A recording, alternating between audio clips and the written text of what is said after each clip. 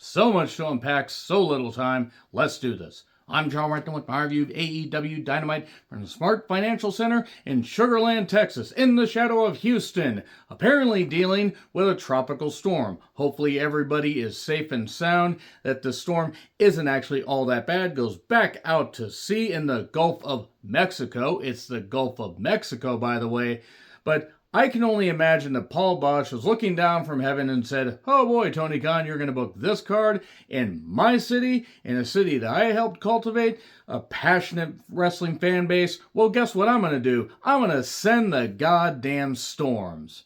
That's how I imagine that Paul Bosch would have done it. He would have just used his ears to send them.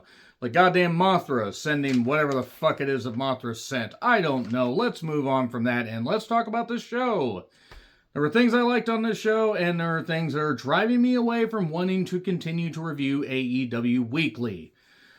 So, the crowd actually was pretty energetic, at least at points, and I did like the look of the venue. We're backstage with MJF and the Don Callis family. Unfortunately, Trent is still there, dressed like a Miami Vice, extra. Which is really all he should ever be in wrestling, is an extra, because he ain't fucking good. So, basically, who is going to be on Team MJF? Andrade is sick of MJF's shit. By the way, I do want to say really quickly, Shut Up and Wrestle with Brian R. Solomon had a show go up, an interview with MJF. It was nice to hear from MJF about, his love of territorial wrestling from various territories. It really was cool. Not that Brian R. Solomon needs me to plug his stuff, but I just really end up enjoying that. I also enjoy the NWA Championship Series that he's been doing and will continue to do at least for the next couple months.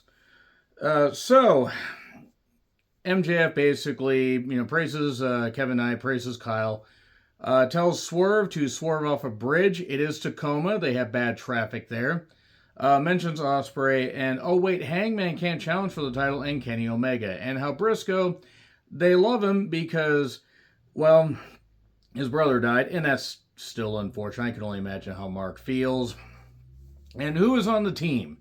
Kevin Knight, Kyle Fletcher, Jake Doyle, who hopefully won't get injured after, that unfortunate timed injury when he had just come into AEW. Okada, oh boy, Okada having to give effort in a steel cage match. Oh boy. And Andrade, who is not happy about this, meaning they're telegraphing that Andrade is going to turn on his team. So, the announcers are by the stage, not the ring. Kenny Omega took on Tony Nese in a very quick match. It was a very quick match. Sterling got hit with the V-trigger. It looked like he had a brace on his arm. Is he okay? Anyway, One Wing Angel won it. And then here's ZSJ with Bad Dude Tito and Mikey Nichols, I think is who they said it was.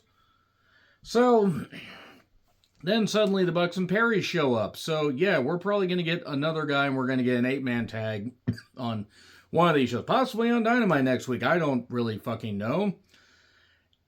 It was the usual promo from Omega. It wasn't terrible, but by the way, Omega and Zack Sabre Jr. are going to face off at Forbidden Door, which ought to be an interesting match.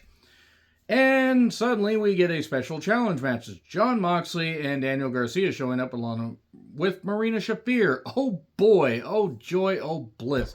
At least this will be the only appearance for the Death Riders tonight, right? Right? I don't care that their faces in the eyes of a lot of fans. I will never forgive the idea of the Death Riders for the bullshit that happened to Wrestle Dream 2024 and one of the absolute most abysmal title reigns of any modern promotion. Absolutely abysmal. And Hangman fucked it up by, basically winning it and then being exposed as still associated with Marty Scurll. Apparently Hangman and his wife have a new kid. Either a new kid on the way or possibly a new kid. If it's a girl, keep her away from Marty Scurll. So, who's going to challenge Moxley and Garcia? Jon Moxley, who is one of their biggest stars, and Daniel Garcia, that they've tried with, and he's fucking rotten. I don't care that he can do the moves. I don't care that he's got an inspirational story. They have tried for years and years with this guy. It has not worked. It has not stuck. And Shafir, whatever. Anyway, Brodito. Oh boy, Bandito and Brody King are going to win in a 10-minute match. This went 2 breaks. This went 2 fucking breaks. They had Garcia do his dance thing, and he deserved to be thrown into the goddamn river because of that. Jesus Christ. Tony Khan needs to be investigated for like some kind of diminished capacity because he thinks Garcia and Yuta and others should actually be featured prominently on a television program. I'm not saying that people don't deserve to get paid, but just as professional wrestlers, these guys disgust me. And Marina Shafir couldn't even take the suplex right. Good job. Roddy, go tell your woman that she's fucking terrible at this. I've said this before, I'll say it again. God damn it. Anyway, yeah, the ref's an idiot, by the way, because the referee was distracted for seemingly like 8 years. 21 plex to Garcia. 22 minutes for this. 22 minutes. You know, if you cut this to 12, you wouldn't have much of an overrun. Stop trying with Garcia. Jesus Christ. Anyway, Kyle and Okada won the International Championship, and no, Tomohiro Ishii is taken out. Probably because they realize, hey, we can't put this guy with no neck in a steel cage match because it'll be a bad idea. So, Ciampa calls Jericho desperate or despicable. I don't really know. Let's dance. No, let's not dance. I don't want to see either of those guys dance. So, the War Dogs, or the Dogs, David Finlay and Clark Connors, have basically been terrorizing production people for all of 2 or 3 shows. Suddenly, Cope and Cage are dressed as production guys. You couldn't tell it was Cope and Cage because the Canadian stuff didn't give it away. And we get a brief brawl, and then they basically cut a promo. They're leaning into the old man stuff, and look, there was some good stuff here. Unfortunately, it went a bit long. That's a theme on this show, and yeah, it's a match of Forbidden Door. They did mention the New Age Outlaws and the APA, so whatever. This wasn't bad, but I have a hard time caring about David Finlay and Clark Connors. Oh, and Gabe Kidd apparently is going to be in the G1. Good. Shove him over there where basically nobody's going to be watching. And I don't care that he got in good shape. He's still got that growth on his neck. Oh, wait, that's his head.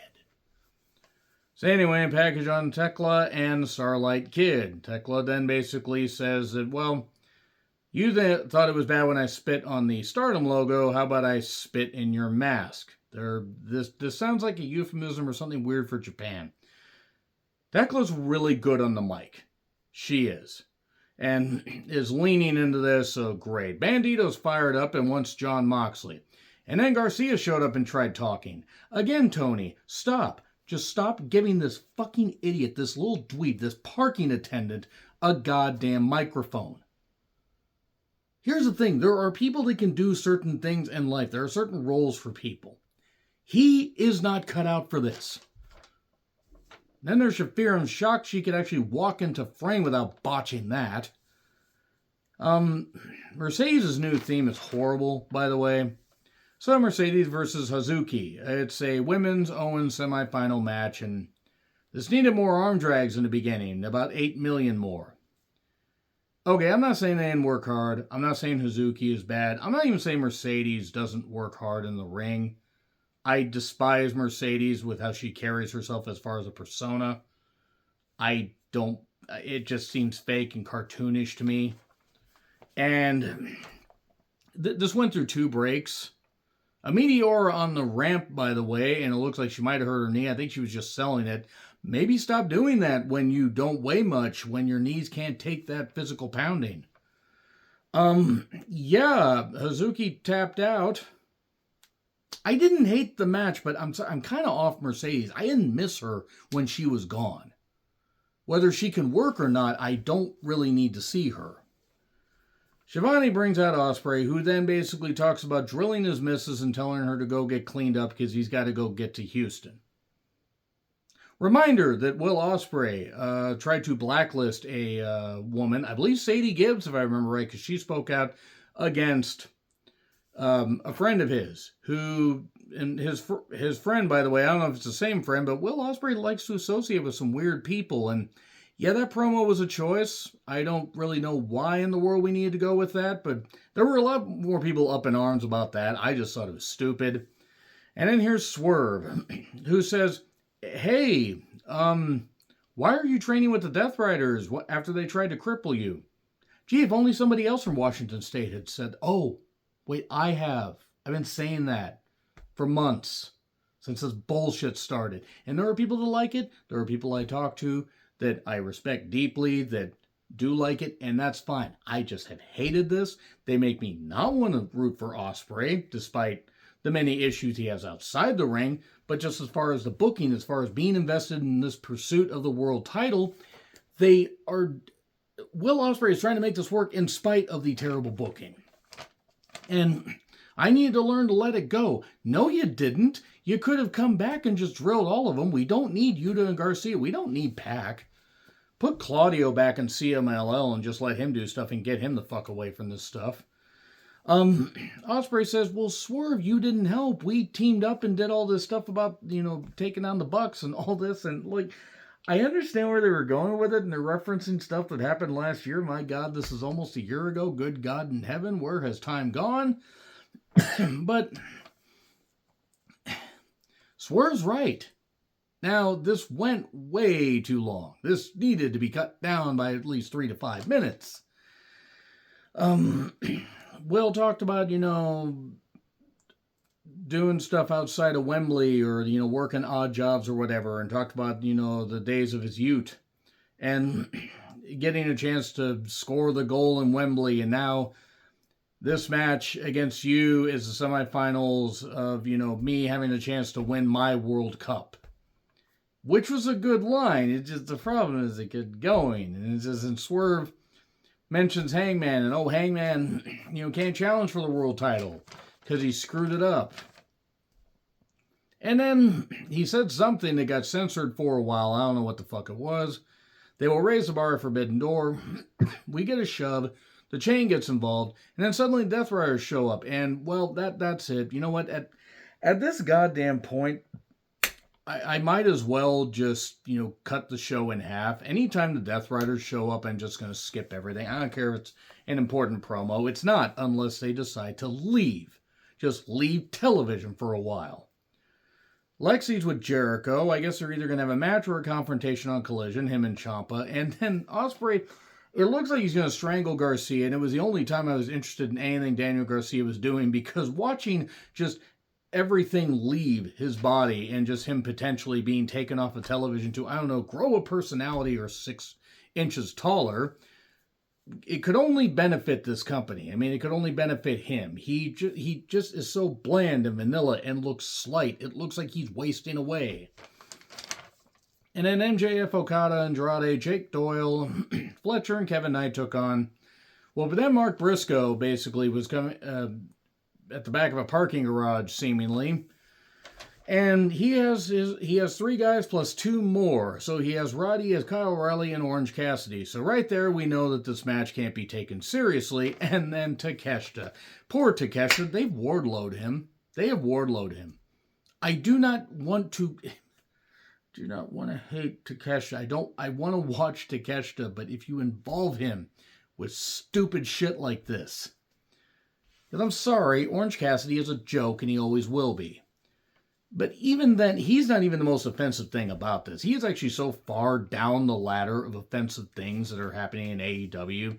And Darby is telling Briscoe it's his time. Briscoe is not going to win the world title.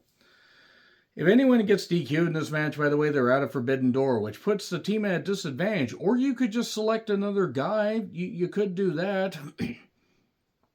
So they're doing this match here, and then they're doing it again at Forbidden Door. So Roddy tapped out to MJF, which is good, because he won't tell his stupid wife she doesn't belong in a wrestling ring. So, good. Keep tapping out Roddy. Maybe Roddy will get the message. And then we get an end of show fracas with MJF and Andrade has had it with all this. I've had it with all this. So there are things that I like on the show, and I like the fact that at least they're staying busy with certain storylines. The problem is I don't like half the storylines. I don't know if I can make it to the 7th anniversary show. I might just take July off and just review Dark Side of the Ring and have that be my supplemental content. We'll see. Nevertheless, I do also want to say that I'm going to be doing some midway point movie shows coming up I'm sorry if I sound like I'm down on everything AEW. I'm not. It's just the stuff that I hate is starting to drag down the stuff that I like. Way too much Death Riders. And boy, some of this stuff went on too long. Speaking of going on too long, I will not be doing that. So let me know your thoughts in the comments. Like, share, subscribe, Twitter, Letterboxd, Blue Sky handles in the description. I'm John Ritlin, and God forbid would you end the fucking Death Riders, Tony Khan. What the hell is wrong with you? You seem to like pleasing the fans. We had a great time in Everett, but no, you're insisting on stables like that. They need new stables. They need better stables. They need better managers. And don't have FTR and Stokely come back until they're less annoying. I don't know what I'm saying. Happy trails to you.